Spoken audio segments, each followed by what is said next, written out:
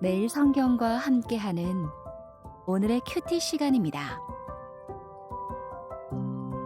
6월 2일 오늘의 말씀은 사도행전 15장 1절에서 11절입니다.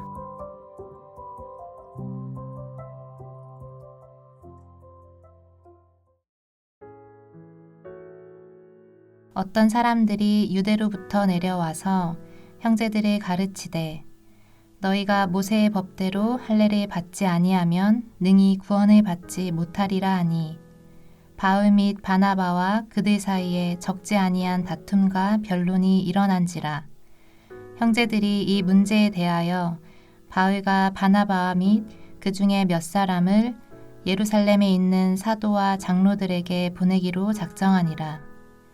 그들이 교회의 전송을 받고 베니게와 사마리아로 다니며 이방인들이 주께 돌아온 일을 말하여 형제들을 다 크게 기쁘게 하더라. 예루살렘에 이르러 교회와 사도와 장로들에게 영접을 받고 하나님이 자기들과 함께 계셔 행하신 모든 일을 말하매 바리새파 중에 어떤 믿는 사람들이 일어나 말하되 이방인에게 할례를 행하고 모세의 율법을 지키라 명하는 것이 마땅하다 하니라.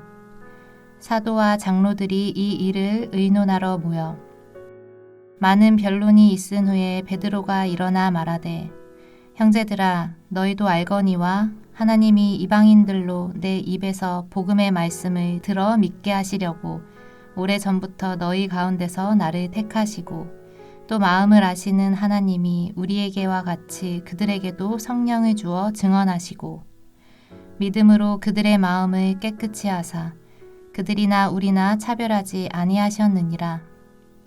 그런데 지금 너희가 어찌하여 하나님을 시험하여 우리 조상과 우리도 능히 매지 못하던 멍에를 제자들의 목에 두려느냐. 그러나 우리는 그들이 우리와 동일하게 주 예수의 은혜로 구원받는 줄을 믿노라 하니라. 사도들에게 성령이 임하시고 예루살렘에서 첫 교회가 시작되었습니다. 그리고 교회는 예루살렘을 넘어 온 유대 땅과 사마리아로 그리고 이방인의 사도 바울의 선교에 힘입어 소아시아 지방으로 확장해 갔습니다.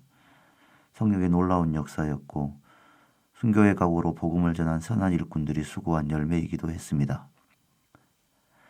그러나 짧은 역사의 교회는 해결해야 할 일도 많았습니다. 그중 가장 중요한 일 중 하나가 예루살렘 교회와 이방 교회가 차이와 이질감을 극복하고 하나가 되는 것입니다. 예루살렘 교회의 구성원은 대부분 유대인들이었고 그들은 평생을 율법의 영향력 아래 있던 사람들입니다. 그들은 이방 사람들이 율법을 지켜야 하나님의 백성이 될 수 있다고 생각했습니다. 자신들처럼 할례도 받고 정결법도 지켜야 한다고 주장했습니다. 그 말인즉슨 이방인이 유대인처럼 되어야 구원받을 수 있다는 말입니다. 바울과 바나바는 그들의 주장을 받아들일 수 없었습니다.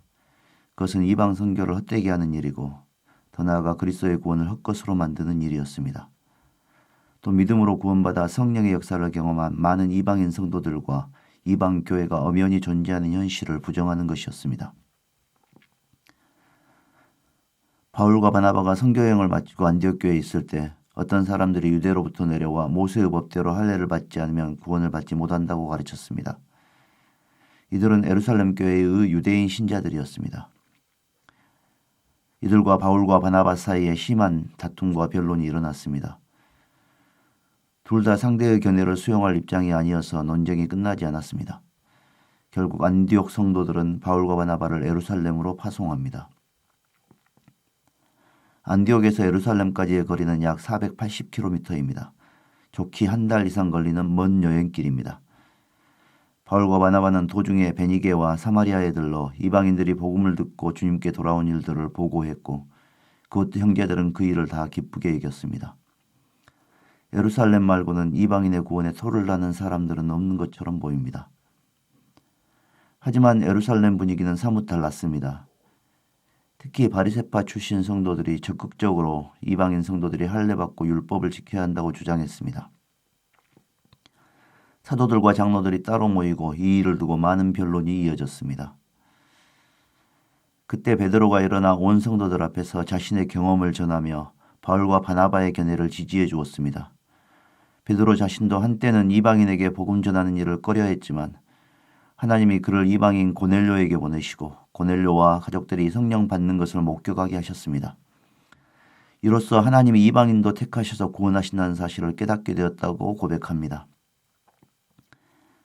그는 이처럼 하나님이 차별하지 않고 구원하신 사람들에게 다시 유대교의 멍에를 지우는 것은 하나님을 시험하는 일이라고 책망합니다.